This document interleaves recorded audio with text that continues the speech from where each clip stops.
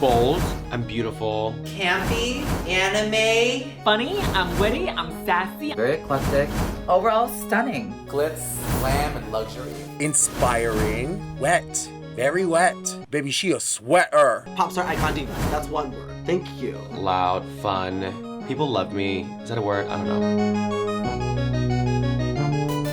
What is it like to be Asian Pacific Islander in the drag community? When I first started doing drag, people would discredit my work as a drag queen, as they would relate my features, my normal God-given features to be too feminine, and people would say that I was on easy mode. I'm so proud to be Pacific Islander in this community and to be a drag queen. When I was growing up, I didn't have anyone who looked like me and acted like me, who was queer to look up to. I mean, I had The Rock because he was Samoan, but I didn't have like a little Polynesian queer person to look up to. The only time that I actually saw Asian on television or anywhere else is if they are playing a prostitute, a delivery man, a geek, or something that's never positive. I wish that as a kid growing up, I knew what drag was, and I knew Asian drag queens. Because people are always like, are you Asian? Are you Asian? Which is also a whole other thing that it's like hard to explain, because it's like, we're Indo-Caribbean, we're South Asian. I am Filipino, Vietnamese, Chinese, Japanese, French, and German. Ignore the last two this month. I am from China, believe it or not. I'm Tongan, Hawaiian, maybe a little Samoan because my grandma cheated. I feel like the community embraces my Japanese heritage. They love to see me perform. They love when I do my traditional Japanese dances and stuff like that. It's always taken very well. Being Asian, Vietnamese, American, when I'm on stage or at meet and greets, doing makeup videos, I am not only representing what I love to do, but I'm representing who I am. Winning Canada's Drag Race under the name Priyanka and having everyone be like, we've never seen someone like you win something like this before. That is so much power, and that is so powerful to hear all those things, and I feel very lucky. I really just like to create my character around something that is really just celebrating manga, anime, also like my Filipino culture. Like, do you know how many times I've lip synced to Leah Salonga? Too many times. My heritage totally influences my everything, and it's everything. Drag was the one thing that I was able to really like take and be like, oh, I'm gonna show them that I can wear like a Bollywood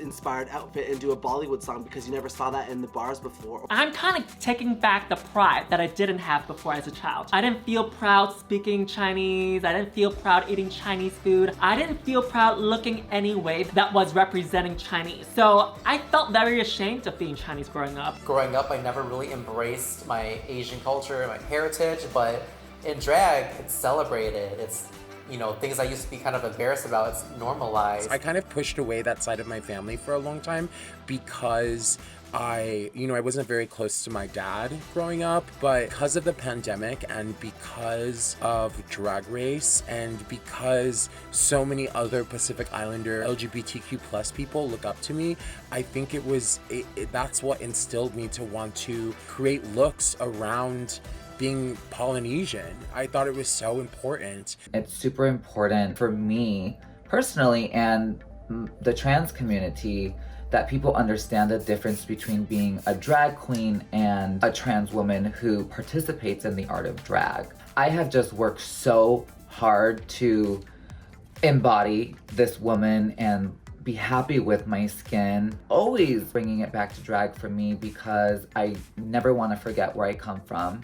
Through drag, of just empowering myself and just being prideful of who I am, that has taught me that, hey, I am proud of it, and I should be able to tell other people to be proud of who they are. You know, it's okay to be queer and Asian, and what my parents think and what society thinks, that's not gonna bother me. And I hope that by being my most authentic self, I can empower those to be themselves as well. There's not much Asian representation in the drag community in terms of like the mainstream, like bars that we used to perform at and all that stuff. Like my inclusion, having queens like Angina and Jujubee and Plastique, like all of my Asian American sisters, I think that our representation on the show is so important. You know I don't typically dress or show my Vietnamese culture through my fashion, or I don't speak Vietnamese fluently, but you know that I'm Vietnamese, and it just warms my heart when I get a lot of messages and a lot of people in meet and greets telling me like, oh my god, like I'm Vietnamese too, like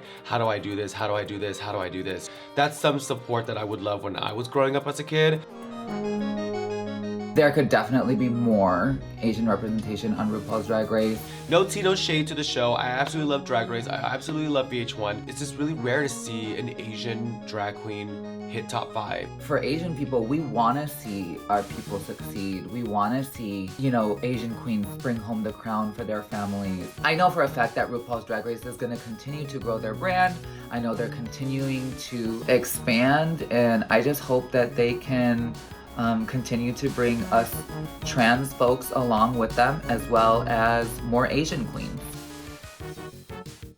I see so many different beautiful Asian local queens that perform their asses off, and I see so many people that are so deserving to be on the show. If I had to name any queens that I think the world should know about, like Asian American queens, Mooncakes. She does like tutting and voguing. Oh my god, and she does it to K-pop, which is just, oh, mwah. There are Asian Pacific Islander queens that people should know about. Specifically, my best friend, Jasmine Rice LaBeija, is truly the fiercest drag queen in the world. Cash Monet from San Francisco, she moved with me to LA. She's behind the camera right now. Hi, Cash. Hi. I'm obsessed with Is She Hungry on Instagram. I mean, the makeup is impeccable. It is so detailed and stunning. There's so many that come to mind, but she is my #1 top performer. She is transgender as well, like myself, Sasha Colby. She is the talent, she is the beauty, and she also is the grace, so.